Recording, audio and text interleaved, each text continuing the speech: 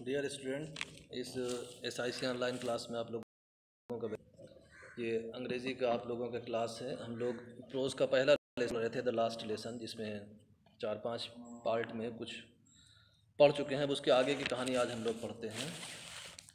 और आगे की कहानी ये थी कि हम लोगों ने पढ़ा था कि उसने बताया कि जो लास्ट लेसन चला उसमें पूरी कोशिश किया। जो M. हेमेल थे वो उनकी एक कोशिश मानो कि आज ही सब कुछ जितना वो जानते हैं सब बच्चों को सिखा देना चाहते हैं। उसके आगे ये कहानी एक after the grammar we had a lesson in writing, ये 10वां पैराग्राफ है कि बताया कि उस फ्रैंक ने कि आफ्टर द ग्रामर की ग्रामर पढ़ने के बाद we had a lesson in writing, अब हमारा लेसन किस चीज़ का चलना था? राइटिंग का, यानी लिखने वाला लेसन था। That day M. Hamel had new copies for us, उस दिन जो फ्रेंच के जो टीचर थे M. हेमेल, वो बोलता है, वो जो लड़का जो कहानी बता रहा है कि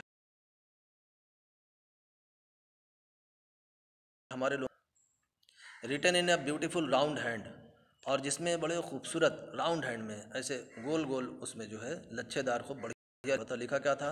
फ्रांस अल्सास, फ्रांस अल्सास, ये उन कापियों में लिखा हुआ था। और they looked like little flags, बताया क्या कि वो जो लिखा हुआ था वो ऐसे दिख रहा था जैसे कि छोटे छोटे झंडे हों वो, floating everywhere in the school room, और जैसे मानो कि वो स्कूल रूम में हर जगह पर वो लहरा रहे हों। हंग फ्रॉम द रॉड, और जैसे वो रॉड में लटके हुए हों।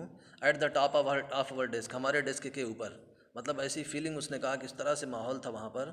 और कॉपी में जो फ्रांस अल्सास लिखा हुआ था, तो मानो कैसा दिख रहा था कि जैसे ये छोटे छोटे जो है वो फ्लैग हों और हमारे में हर जगह लहरा रहे हों, और हमारे डेस्क के ऊपर रॉड से जो है वो लटकाए गए हों, हंग हों।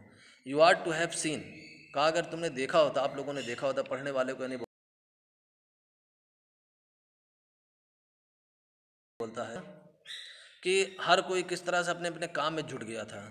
हाउ क्वाइट इट वाज, और कितना शांत था मामला, हर कोई अपने अपने काम में लगा हुआ था और बड़ी शांति थी। और the only sound was the scratching of the pens over the paper, classroom के अंदर इतना सन्नाटा था कि उसने कहा कि अगर कोई आवाज़ सुनाई दे रही थी तो वो पेपर पर पेन के चलने की आवाज़, रगड़ने की आवाज़, स्क्रैचिंग की आवाज़, जो लिख रहे थे से उसकी आवाज़ सुनाई दे रही थी। और यहाँ तक कि बताया कि सब अपने अपने काम में इतना मेहनत के साथ में, इतने लगन के साथ में डूबे हुए थे कि वंस सम बीटल्स फ्लेव इन, कि एक बार जो है कुछ भंवरे बीटल्स अंदर आ गए, क्लासरूम में आ गए। Nobody paid any attention to them, लेकिन आज के दिन किसी ने उनकी तरफ ध्यान ही नहीं दिया। और जो एडल्ट थे या जो समझदार लोग थे उनकी बात तो छोड़ दो, बोलता है कि नॉट इवन द लिटिलेस्ट वन, जो उस क्लास में बैठे हुए सबसे छोटे बच्चे थे, उन्होंने भी उसकी तरफ, वो बच्चे who worked right on tracing their fish hooks, जो अपने काम में मतलब जुटे हुए थे, किस में, जो हर वक्त किस में लगे थे,